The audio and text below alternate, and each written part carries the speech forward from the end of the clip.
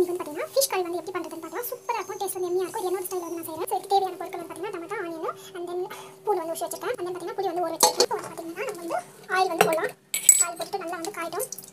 காய்ச்சதுக்கு gold onion நல்லா வதக்கிட்டு நல்லா வதங்கணும். இப்போ பார்த்தீங்கன்னா டொமேட்டோ ஆட் பண்ணலாம். ஸோ பார்த்தீங்கன்னா நல்லா வந்து வதக்கிட்டு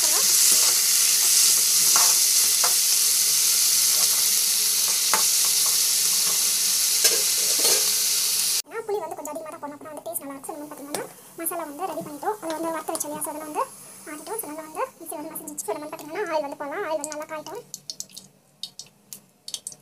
ஸோ மீன் குழம்பு கொஞ்சம் ஆயில் வந்து கொஞ்சம் அதிகமாக இருக்கட்டும். அப்புறம் டேஸ்ட் நல்லாயிருக்கும். ஸோ வந்து பார்த்தீங்கன்னா ஆயில் வந்து காய்ட்டும். காய்ச்சிருக்கு கடுகு சீரகம். ஸோ வெந்தி வந்து போடணும். அப்புறம் வந்து பார்த்தீங்கன்னா டேஸ்ட் நல்லாயிருக்கும். லைட்டாக வந்து போட்டுக்கோங்க. அந்த இஞ்சி பொடி போட்டு நல்லா வந்து ஃப்ரை ஆகணும். அந்த பச்சை வாசம் போய் சால்ட்டு வதக்கணும். இன்னும் வந்து நல்லா வந்து ஃப்ரை ஆகணும். எண்ணெய் வந்து பிரிஞ்சு வரணும். நல்லா வந்து ஃப்ரை ஆகணும். ஸோ பெருங்காயம், மஞ்சள் பொடி, உப்பு வந்து போடணும். அப்புறம் வந்துச்சுன்னா டேஸ்ட் வந்து நல்லாயிருக்கும்.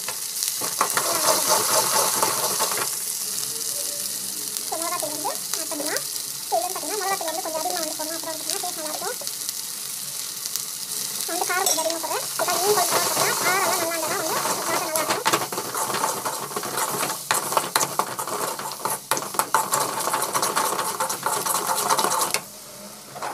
ஸோ இது வந்து பார்த்தீங்கன்னா மீன் குழம்பு நல்லா வந்து வதக்கிக்கணும். இது வந்து பார்த்தீங்கன்னா நல்லா வந்து கொதிக்கணும். கொச்சி பிடிக்கும். நம்ம வந்து பார்த்தீங்கன்னா நெக்ஸ்ட் ப்ராசஸ் வந்து பண்ணலாம். நல்லா இறக்கும் போது ஒரு 5 to 10 minutes முன்ன நம்ம வந்து பார்த்தீங்கன்னா மீன் போடணும். இப்போ போட்டால் நல்லா வந்து அப்புறம் வந்து ஆட் பண்ணிக்கலாம். ஸோ இது வந்து பார்த்தீங்கன்னா நல்லா வந்து கொதிக்கட்டும். வந்து கொச்சி இருக்குது பார்த்தீங்கன்னா நல்லா வந்து கொதிக்கும். ஸோ சூப்பராக இருக்கும் டேஸ்ட் குழம்பு.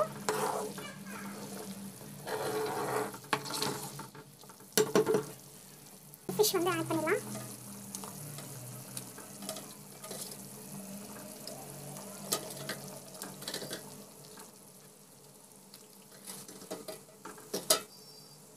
ஸோ அப்படியே களி குட்டினே இருக்கக்கூடாது, அப்படியே விட்டுணும். விட்டிங்கன்னா சூப்பராக இருக்கும் ஃபிஷ்ஷுக்கு. ஸோ அடிக்கடிக்கு வந்து களி குட்டினோம்னாக்கா முள்ளெல்லாம் உடஞ்சிடும். ஃபிஷ்ஷில் இருக்க முள்ளெல்லாம் வெளியே வந்துடும். பார்த்தீங்கன்னா நல்லா வந்து கொச்சி இருக்குது. சூப்பராக இருக்கும் டேஸ்ட்டு. கொஞ்ச நேரம் வந்து கொதிக்கும். பீஸ் பாருங்கள் அழுக்கழுக்க அப்படியே இருக்குது. ஹலோ ஃப்ரெண்ட்ஸ், இப்போ வந்து பார்த்தீங்கன்னா புளியோட பொடி வந்து எப்படி பண்ணுறதுன்னு பார்க்கலாம். ஸோ இப்போ வந்து பார்த்தீங்கன்னா இது வந்து ஃபஸ்ட்டு வந்து கடலைப்பருப்பு கொஞ்சம் ஆட் பண்ணிக்கலாம். இது வந்து நல்லா வந்து வதக்கணும். ஸோ இதில் வந்து பார்த்தீங்கன்னா நம்ம வந்து கருவேப்பிலையும் ஆட் பண்ணிக்கலாம். ஸோ கான் கருவேப்பிலை ஆட் பண்ணிக்கோங்க. ஸோ பச்சை கருவேப்பிலை நம்ம வந்து நிறைய நாள் வந்து ஸ்டோர் பண்ண வச்சு கட்டி போட்டு சான்சஸ் வந்துருக்கு. ஸோ ஆட் பண்ணி இதை நல்லா வரட்டும். ஸோ இது வந்து பார்த்தீங்கன்னா நல்லா வந்து இந்த மாதிரி வந்து வரட்டும். ஸோ இது வந்து பார்த்தீங்கன்னா இது வந்து நம்ம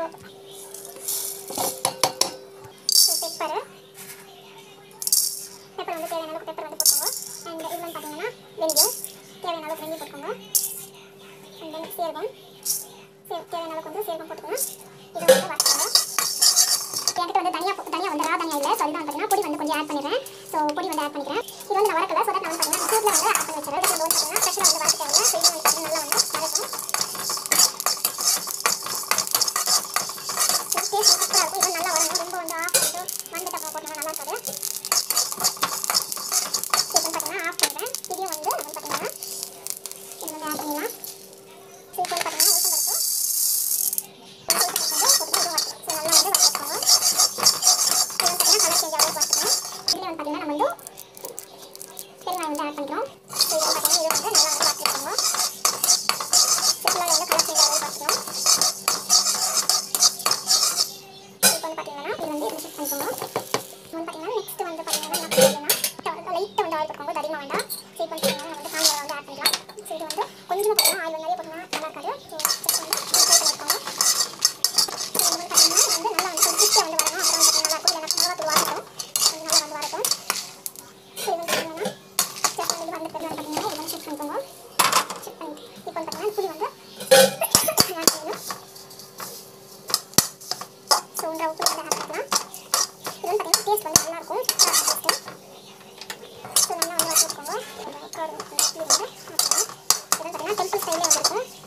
போட்டுக்கலாம்.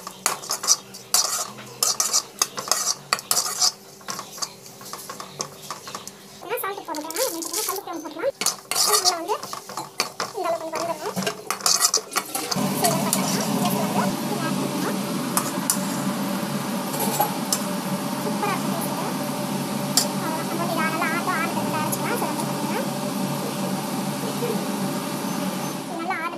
ஃப்ரிட்ஜில் ஸ்டோர் பண்ணி வச்சுக்கோங்க. கிட்டத்தட்ட 3 months வரைக்கும் கூட நல்லாயிருக்கும். நான் இது வந்து பார்த்தீங்கன்னா ஒரு 10 days வந்து காலி ஆகிடும். வந்து ஆறிச்சு இப்போ பார்த்தீங்கன்னா மிக்ஸியில் போட்டு நான் பவுடர் மாதிரி ஸோ இது வந்து பார்த்தீங்கன்னா இந்த அளவுக்கு வந்து பொடி ஆயிடுச்சு. ஸோ அது வந்து போதும். இந்த அளவுக்கு பொடி இருந்தால் போதும். ரொம்ப வந்து பொடியை பண்ணுறது வேண்டாம். ஸோ இது வந்து ஆட்டுறதுக்கு நம்ம வந்து ஒரு பவுல் கிளிக் பண்ணிங்கன்னா நம்ம வந்து பார்த்தீங்கன்னா இட்லி பொடி வந்து நம்ம சூப்பராக வந்து 1 மாதம் வரைக்கும் கூட நம்ம ஸ்டோர் பண்ணி வச்சுக்கலாம். சூப்பராக இருக்கும் டேஸ்ட்டு. ஆயில் வந்து போடலாம். ஆயில் போட்டுட்டு ஆயில் நல்லா காயட்டும். காஞ்சி பிறகு இப்போ வந்து பார்த்தீங்கன்னா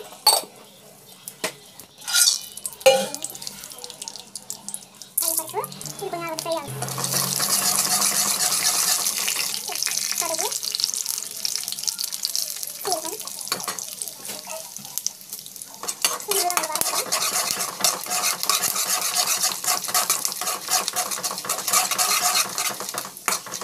ஸோ இது பார்த்தீங்கன்னா கருவேப்பிலை. ஸோ இது பார்த்தீங்கன்னா இன்னும் நல்லா வதங்கிடுச்சு. ஸோ இந்த ஸ்டேஜில் வந்து பார்த்தீங்கன்னா ரைஸ் வந்து நல்லா லைட்டாக போட்டுட்டு மிக்ஸ் பண்ணி பார்த்தீங்கன்னா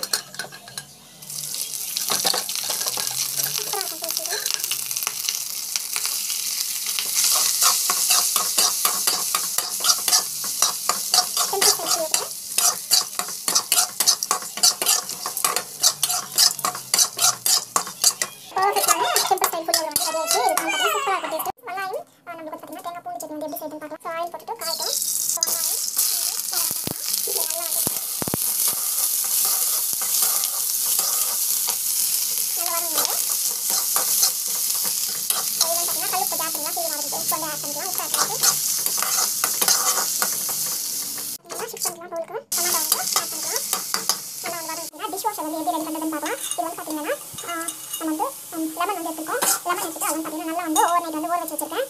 ஸோ இது வந்து பார்த்தீங்கன்னா அப்புறமா நெக்ஸ்ட் வந்து பார்த்தீங்கன்னா ப்ரெசர்வேட்டிவ்காக சால்ட்டு. அண்ட் தென் பார்த்தீங்கன்னா இது சோப் நெட்டு.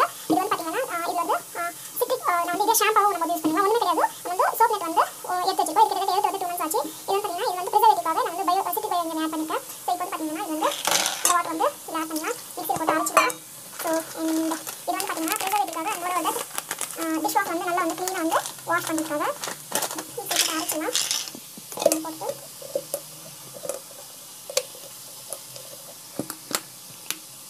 நல்லா வந்து மிக்ஸி போட்டு அரைச்சி வந்து பார்த்தீங்கன்னா